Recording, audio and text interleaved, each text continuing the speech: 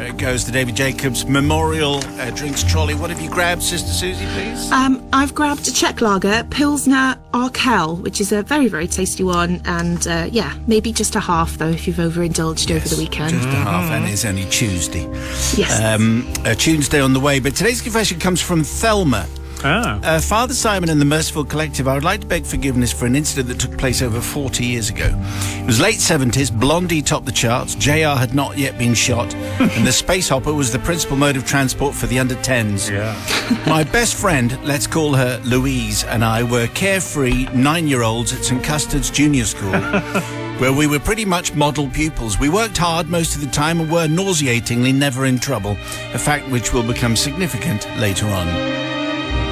The school toilets are central to our story. Thankfully, no PG certificate required here.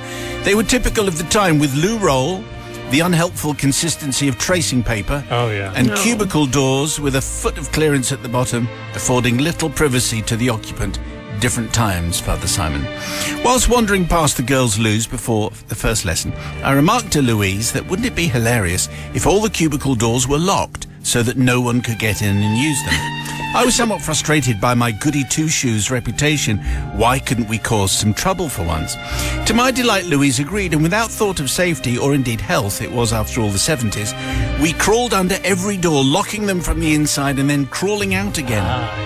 Wow. Mischievous deed accomplished, we sped to the first lesson, chortling merrily at our wizard wheeze. The school morning continued uneventfully, and I had all but forgotten our prank. Therefore came as a surprise when the entire female population of the school was summoned to the main hall after break. What could possibly be wrong, I wondered? Had the school goldfish escaped? Had the caretaker's Austin Allegra been tampered with again? Well, Grimes, the headmaster, his face like thunder, addressed the assembled company. I'd like to say he had a broad West Country accent, but he didn't, so you're off the hook. Oh, really? Some gal, he roared. Yeah, that kind of... Oh, he had that accent again, did he? Some gal... His face was scarlet with rage. Some gal, he started again, has sabotaged the gals' toilets by locking all the doors. Caused by their wickedness and chaos and confusion, and there's a lot of distress being caused this break time. My stomach lurched as I trembled at the thought of being found out. I shakily joined in with the tut-tutting of my classmates, putting my best "who could have done that?" kind of dreadful thing expression on my face. Yeah. Mm-hmm. If the perpetrator does not declare themselves immediately, said Grimes, all the gals will be kept in at lunchtime. But now he's starting to sound like... He's gone into Derek Nimmo. Yes. Wow. Anyway, the usual form on these occasions is, of course, to keep silent. And so it was that a hush descended over the hall. It was obvious no one was going to own up, and everyone had resigned themselves to a detention. Suddenly, I saw my pal Louise raise her hand. My jaw dropped in horror. She was going to confess our guilt to the entire school. My heart was in my mouth as she started to speak. Please, sir, said Louise, I saw Molesworth and Peason lurking around the girls' toilet this morning. It must have been them. I was utterly flabbergasted. The complete gall to place the blame on 2 other students, and boys as well. Oh. Stunned into silence, I simply nodded in agreement. Yes, it was clearly them. Now, Molesworth and Peason possessed the enviable reputation of the naughtiest boys in the school. Wherever there was trouble, they were not far away. Implicating them was an audacious move, but coming from pupils with an unblemished record, well, it had a ring of truth to it, and the headmaster bought it for certain. The assembled girls were ordered back to class, all thoughts of mass detention forgotten. We had got away with it. Not so much the hapless Molesworth and Peason, who were marched to the headmaster's study, where their protestations of innocence no doubt fell on deaf ears. History does not relate the nature of their punishment. However, it was doubtless of its time and against all current guidelines. Yes, I'd have thought so. And also undeserved in this case. Yeah. So I seek forgiveness, not from the girls temporarily denied access to the toilets. It would have been the work of a moment to crawl under the doors and unlock them again, instead of going on whinging to the teachers. But I do beg forgiveness from the unlucky Molesworth and Peason, who were wrongfully accused of a crime they did not commit. Thank you. I can only... Orchestra a little late there. Yeah. I can only hope it didn't result in a cynical and twisted view of humankind at such a formative age and a lasting effect on their psyches. Father Simon, I throw myself on your mercy and that of the collective, and of course on the listening audience. Let's just see where we go. Beautiful fade. I thought so. That actually was rather fine. It was. Fatboy Slim could not have done any better. No, he didn't. Sister Susie, live from the pub.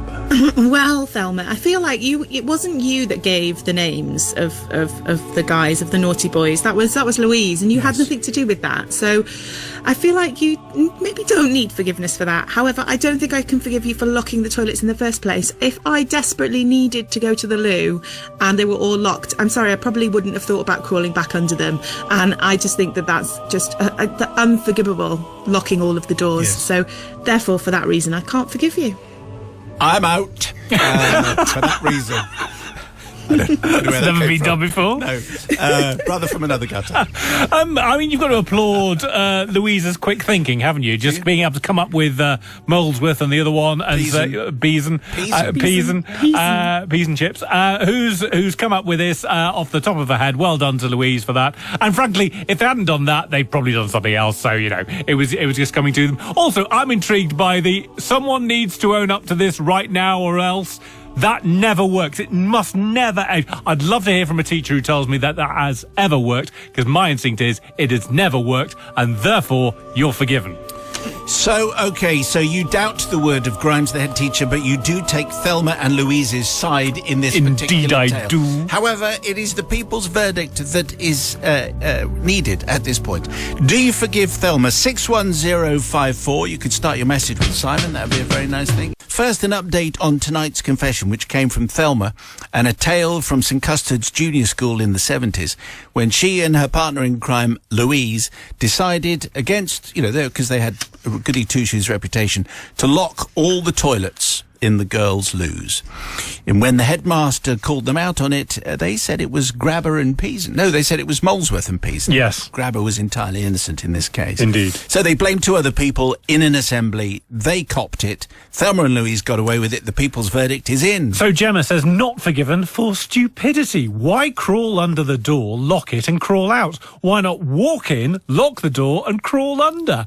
Joy in Glasgow. I agree with Matt. I blame the teacher for this. Getting the whole school in and forcing someone to confess never ever works. Kenny, completely forgiven. Did exactly the same myself, but not at school. Did the gents lose at work one April Fool's Day? Made Hilarious. sure I'd been first and avoided drinks all morning. And Rachel says forgiven. Easter holidaying sons have just reminded me that the own up now or else thing never works. Waste of teacher's breath. Who in their right mind's going to stand up and own up? Even if it meant in their situation, all year 2 boys had to go without lunchtime football for a week. Solidarity lessons learned from an early age. Thank you very much indeed for that.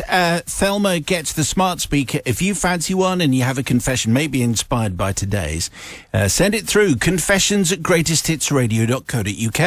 Well, here we go. Drinks trolley. Drinks trolley has come round just in time for our confession feature. What are we supping whilst we're enjoying this? Well, the weather has turned a bit more cold and a bit more winter-like, so I've gone back to a red wine, and we have a lovely bottle in the pub. It's called Immortelle, and it's from France, and it's a really nice blend of Grenache, Syrah and Modeur vines, and they're very, very tasty. So that's what I've gone back to. Very good. Thank you very much. Like tasting notes we got. It was there. very much. Maggie sends in tonight's tale. Maggie, thank you very much for this confession. Simon and team, let me take you back to 1994 when I was a new recruit on a 6-month temporary contract with a view to a permanent contract, if we did well, with a leading airline. We got to the time now that I was let loose and I was a big girl and I was loving my new job. On the day in question, I'd been on check-in at the airport. It was a quiet day. Only 2 of us were on the check-in. After the flight closed, we were told to close our desks and go for our break. Just as I was walking away, I heard this noise of shrieking and clip-clop behind me. I turned to face a voluptuous, brightly coloured and bejewelled lady waving her ticket. These are the days of paper tickets, you remember? Wow. She was from Lesotho, I think, and she was shouting, Uzbekistan, Uzbekistan. I'm not doing the Lesotho accent. No, you're here. not, no. Uzbekistan. She was just shouting it over and over. I said to her, oh, the Uzbekistan flight has just closed. She didn't know what I was saying, so she just kept saying Uzbekistan. So with her not speaking English and me not being able to speak her language, I thought, here's my opportunity to help out a distressed passenger and get her to the flight before she missed it completely. So seeing as she had her ticket, I took it from her, beckoned her to follow me, and we hurriedly dashed upstairs, and I took her through the staff airside entrance where we were allowed to take late passengers. Who knew? The immigration chap could see we're in a rush, and I explained that she was late for the flight and needed to get her to the gate. Had a look at the passport and waved us through. When we got to the gate of the flight, it was a bit chaotic and arguments over hand luggage going on and so on with the staff boarding the flight. So I nipped behind the desk, started to type in her name, and usually by typing the first 3 letters, it brings up the name, and hey presto, her name came up and I hit print boarding card and board flight. With this, I beckoned her down the gantry of the flight departure gate. All the while, she's going, Uzbekistan! and waving her arms about. I nodded. I said, yes, Uzbekistan. I led her to the door of the plane where the air hostess took over and took her onto the plane. I was very pleased with myself. I'd done a good deed. Maybe I would get a permanent contract with the airline. So after a few days and arriving at work for another shift, we all made our way to sign in and go for our usual morning meeting. This particular morning was, however, a bit different, as the main manager was in with a wad of papers and looking rather serious. He said, we've had an incident. I sat there all ears thinking, gosh, I wonder what's happening. Bit of excitement. He continued, the flight to Uzbekistan 3 days ago, we had a situation whereby a passenger had been boarded onto the aircraft and was sent to Uzbekistan without a visa and without being checked in. My stomach dropped and my heart started to beat a bit faster than normal. The manager continued, this passenger had to be kept airside in Uzbekistan, and an interpreter was sent to talk to her to find out how and why she was in Uzbekistan without the right documents. He continued to say that after investigating further, the passenger had said through the interpreter she had just arrived in London from Uzbekistan. She'd gone through arrivals without picking up her baggage. Realizing she'd missed the baggage claim, she'd then run out looking for help. This is where I entered the story, and I put her straight back on a flight to Uzbekistan. The main problem was that as she did not have a visa and was not allowed to land in the country, the next flight back from Uzbekistan to London was in 2 days' time. And for 2 days she had to sleep in the airport seats airside. The airline was also to receive a fine for carrying a passenger without the correct documents, and they had to pay for her return to London. The manager continued to say that the team carrying out the departure of the flight had been spoken to, and that although they could not recall the passenger, they had accepted they'd made an error and would be careful not to repeat the same mistake. I just wanted the ground to open and swallow me up, but I stood up, hurriedly walked out, didn't turn up then. No. Went to my allocated check-in desk and buried my head behind the screen and was thankful for the long queue of skiing passengers waiting to check in for Switzerland on Swissair. Really, I want to say sorry to the poor lady who I rushed through the airport and put her back on the plane to the place she'd just come from, even though I thought I was helping her. Sorry to the gate team staff that were boarding the flight that day, and they took the blame. To this day, no one has a clue what happened. I wasn't noticed due to the problems with the passengers and their hand baggage. Anyway, and sorry to the airline because you had a fine and having to compensate and pay the passenger to get back in the first place. Well, I hope I am forgiven. And then as a PS at the end, I did get kept on at the airline. Thankfully, lots of measures have been put in place to make sure this kind of thing never happens again.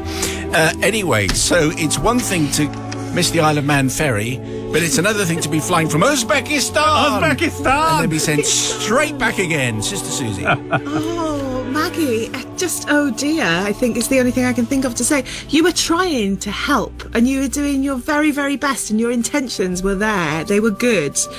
And there was no malice, and I just want to forgive you because your stomach must have felt awful when you worked out that you'd put the passenger back from where she'd come from, and to stay in the airport for 2 days. I'm going to forgive you because it's just terrific. Yes, it is, because she is trying to do her very best. It just happened to be that the wrong thing. The the woman from Lesotho ended up paying the price here. Yes. Brother from Well, Malaga. might I suggest that the woman from Lesotho shouldn't have been shouting Uzbekistan if she wanted if all she wanted was a luggage. Don't shout Uzbekistan, waving a ticket, because people might think you want to go to Uzbekistan. Had arrived. But she At wants what her point? luggage from she wants her Uzbekistan. luggage. She wants a luggage from Uzbekistan. She should, Yeah. when she's getting on the plane, does she not think, do you know what? Actually, I want my bags. I don't want to be getting on another plane. Why is she putting me on another plane? It's nothing to do with you, Maggie. Nothing to be forgiven for. She's got a tongue in her head. Should have used it. And for that reason, I'm sure actually the airports in Uzbekistan are all very nice as well. Everyone comes out of this fine. Nothing to be forgiven for. Definitely forgiven. Okay, people's verdict, please. Do you forgive Maggie, yes or no? I know, it's Matt's reasoning. You don't come off it fine. No? Wow. 61054. First word is Simon, forgiveness or no. 61054. Thank you very much. So the people's verdict on tonight's confession, which came from Maggie, who was working for a leading airline at a leading airport and thought she was doing the right thing when she put a distressed passenger who was just shouting Uzbekistan all the time Yeah. on a plane to Uzbekistan without realizing she'd just arrived from Uzbekistan, and no one actually understood until she arrived in Uzbekistan and then had to spend 2 days in the airport Yeah. because there wasn't another plane to come back to the UK.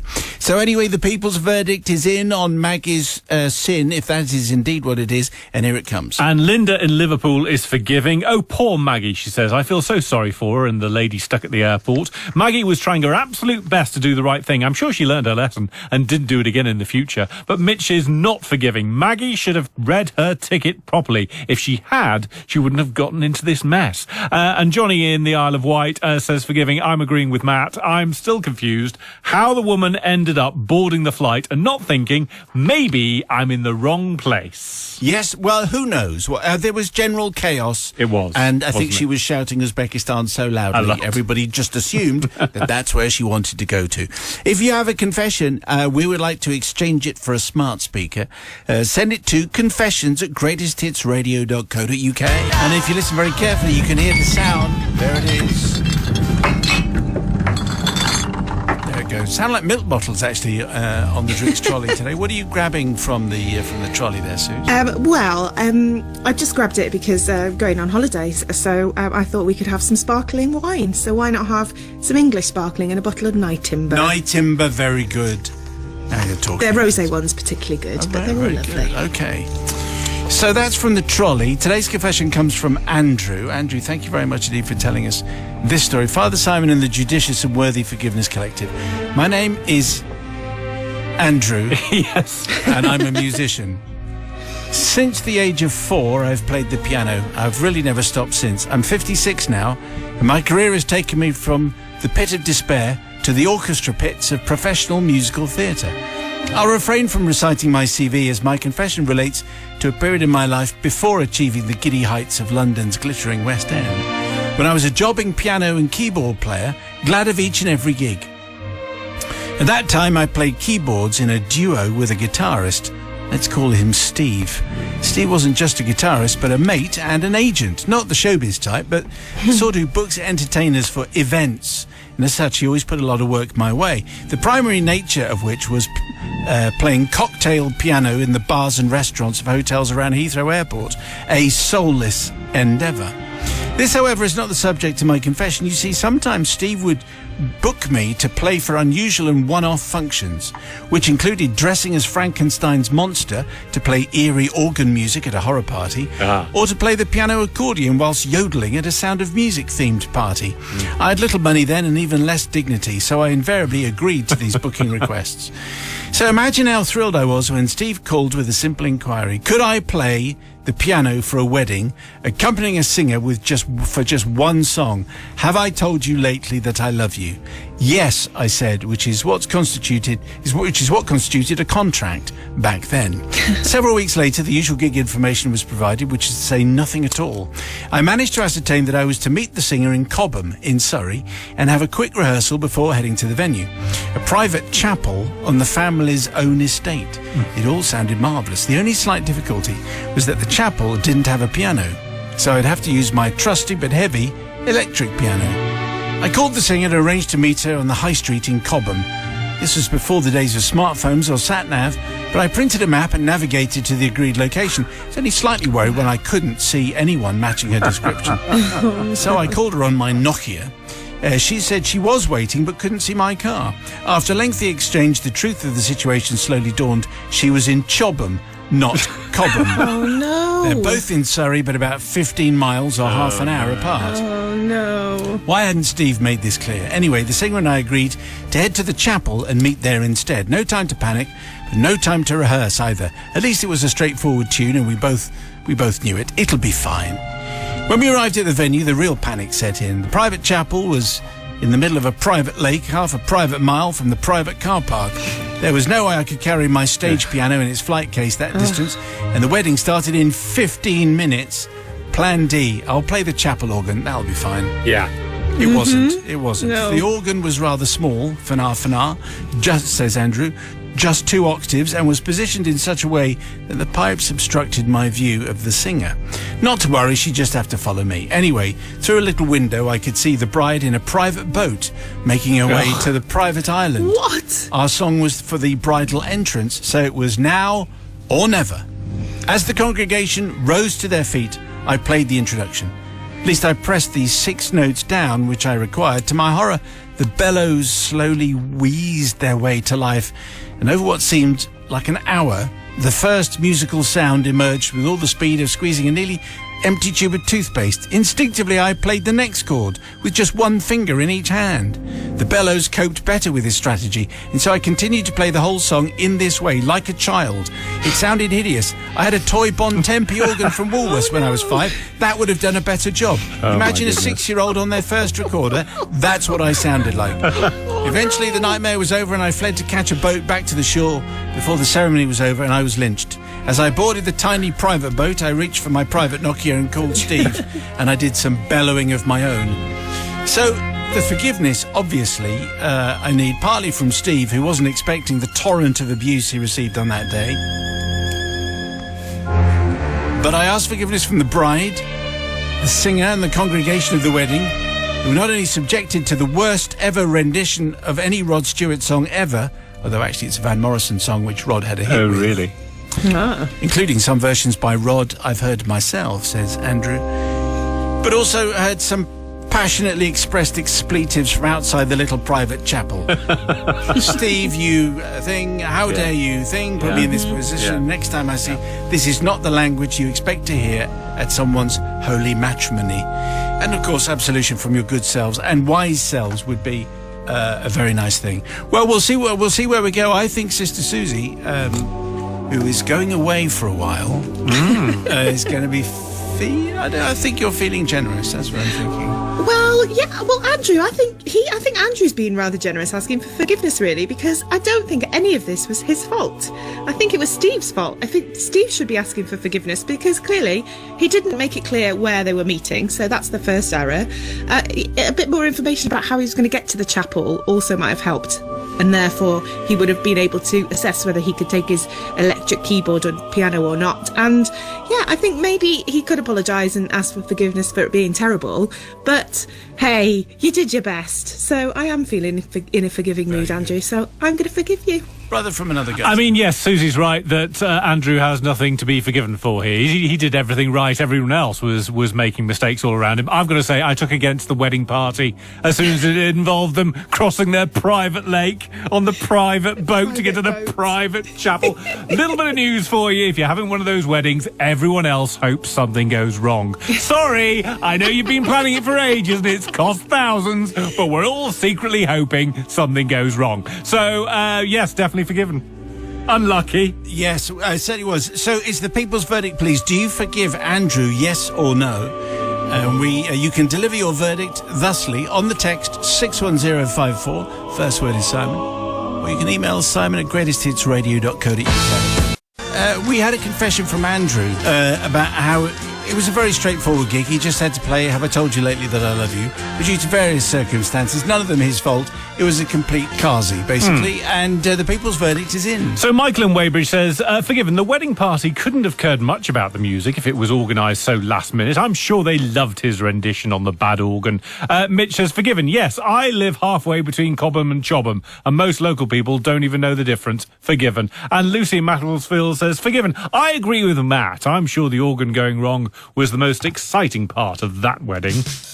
That's the way you get your comment actually mentioned, is if you Yeah. say I agree with Matt, whether Correct. you agree with Matt or not. Yeah. Your confessions, please. We would like to hear your tale, maybe inspired by that one.